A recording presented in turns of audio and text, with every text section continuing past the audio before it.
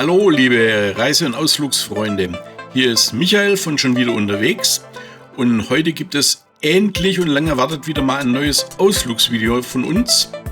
Wir waren in Furth im Wald, das liegt fast an der tschechischen Grenze im bayerischen Wald und dort gibt es was ganz Besonderes, nämlich die Erlebniswelt Flederwisch.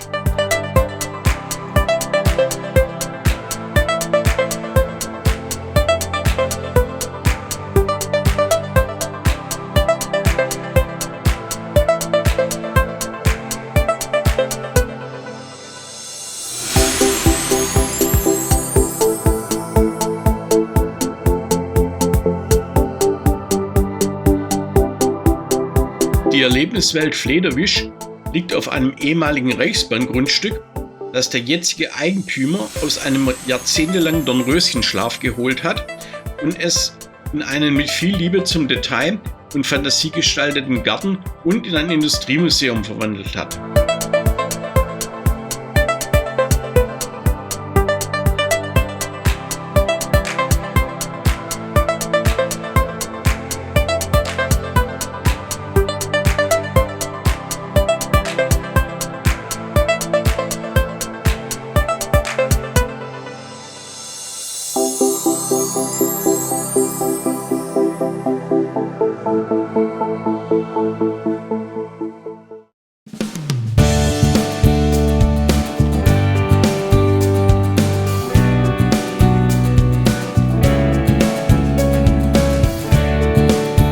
Auf überschaubarem Raum findet man hier Kunst aus Alltagsgegenständen, ein U-Boot für Kinder und andere jung gebliebene Besucher sowie viele technische Dinge, die als besondere Dekoration im Garten integriert sind.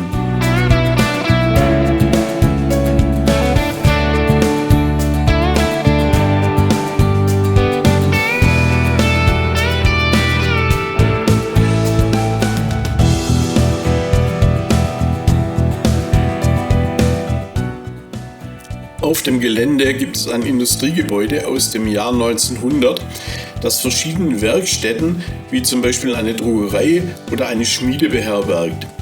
Das Besondere ist, dass diese Werkstätten zum Teil noch funktionsfähig sind und so aussehen, als würden gleich die Arbeiter zur Schicht erscheinen.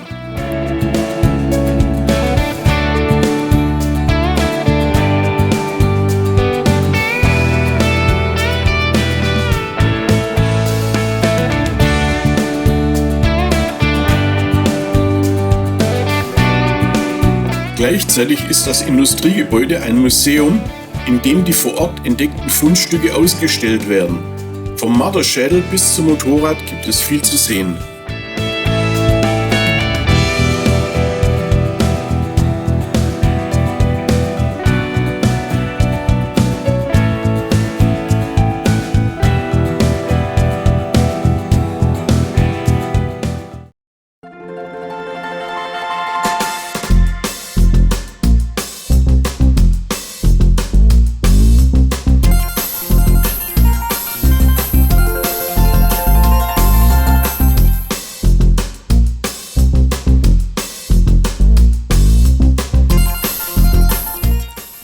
Wer es ins U-Boot geschafft hat, kann an den verschiedenen Hebeln rumspielen. Für Kinder ist das mit Sicherheit ein Heidenspaß.